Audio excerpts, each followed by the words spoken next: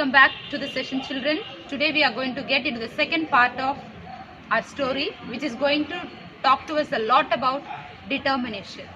How important is this determination in our life? We think a lot, we dream a lot, and we plan a lot. But the most essential part of every plan of ours is determination. So here we go with the story where we come across the determination of a pilot when he is in the worst part of his flying. So this story will reveal us about what are those emotions that the pilot went across and what made him to come out. That means to succeed in all the problems that he happened to come across. And finally, what was the beautiful end of the story. Here we go with the second part of chapter 3.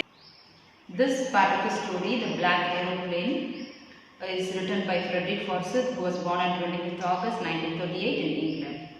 And he was best known for his novels and thriller stories, and he has done a number of works which really speaks about his creativity and talent.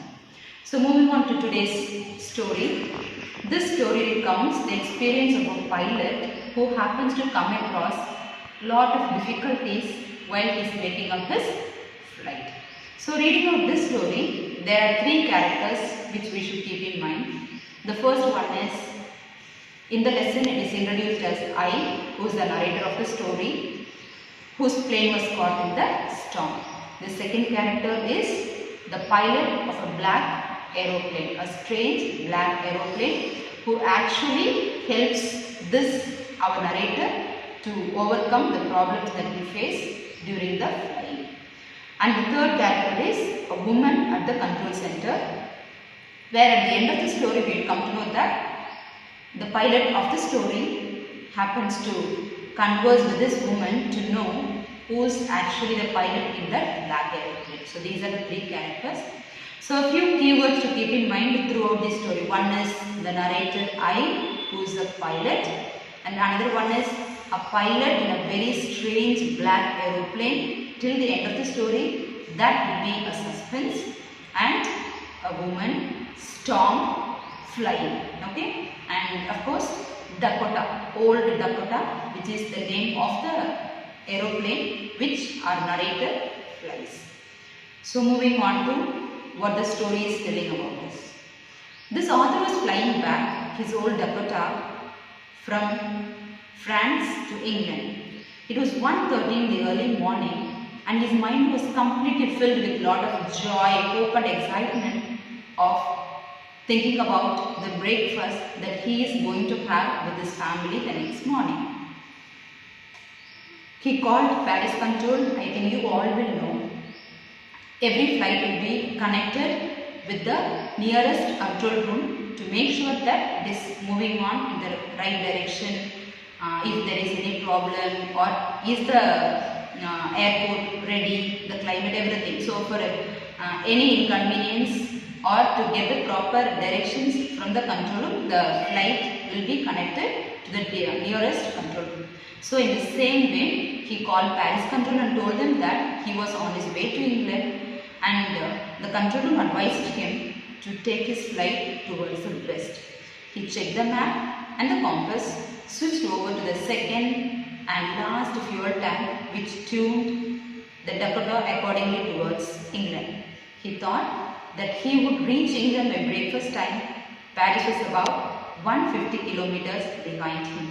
So now I think you all can imagine when we plan to reach a place, and when we are almost close to that place, what kind of excitement will be there in everyone's mind. For example, you happen to meet your family or friends after a long time. How excited will you be? Okay, so that was the same excitement that this pilot also had while he was almost nearing his place of arrival. But suddenly there came a twist. What do you think will be the twist? Just take a minute to just comment me down. What may be the twist that a pilot would face while he was on his flight? Quick! Okay, great. So you have done a good job. So here it same thing happens. he saw black stormy clouds which were very huge, and they looked like black huge mountains just standing in front of his way. And now the confusion starts. He was very sure that he can't go into the storm, as that may be a dangerous thing. At the same time, the fuel tank was also not so convenient because his flight was just moving on using the last fuel tank. So if he takes a flight around the storm, the fuel may not be sufficient to reach the place. So now what do you think he will do? Only two options. He has to go back or take a flight around the storm. But for both the reasons, the fuel amount is not going to support him. Now he gets himself ready to take that risk. What risk do you think he will take? Could you comment down? Good that you guessed. So he took the risk of flying into the storm for two reasons. One is, of course, very logical, very practical, that his fuel tank is not sufficient. But another very important reason is that he really wanted to reach his family to have his breakfast, which means he wants to be with his family the next morning. So with that idea in mind, he flies his aeroplane through the storm. So now what happens? Once he got into this storm, everything became so dark. He couldn't see anything, and all of a sudden he also realized that his compass, his radio, everything got dead. Nothing was working. And I am very sure you will all know how important it is to have the compass and map and radio, all this in good condition. Only then they could successfully fly. But now, after getting into the storm, everything got dead. He could see nothing. He was almost left blank what to do next. And now, there comes a surprise. What is the surprise? He could see another black aeroplane beside him, beside his aeroplane, which had no lights on its wings. You know, in an aeroplane, in both the sides, front and back, you can see lights on, which will help us exactly where it is and how it's flying on that. But here, the black aeroplane, which was beside the narrator aeroplane, had no lights, and narrator could only see the pilot inside the black aeroplane. And very soon, narrator was able to identify that he is being called by the black aeroplane's pilot to follow him. Now there is no other way. He is just left blank, unknown to do what is next. So just like a child, he follows the direction given by the black strange aeroplane's pilot. And of course, with that only support, the narrator was able to successfully come out of the storm, and very soon he was able to see that the black aeroplane was almost landing down, and of course the narrator also followed the black aeroplane and landed safely.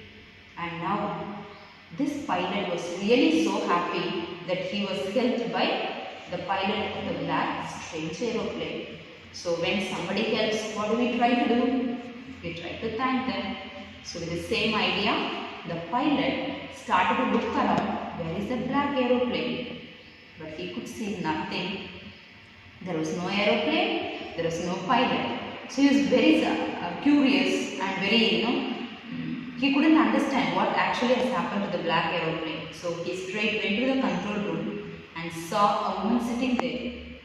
There will be workers. So he went to a woman and asked her about the black aeroplane. She looked at him strangely and said, "Another aeroplane? Up there in the storm? No other aeroplanes were flying tonight. Yours was the only one I could see on the radar." Now, the pilot became so suspicious. He had a number of unanswered questions in his mind.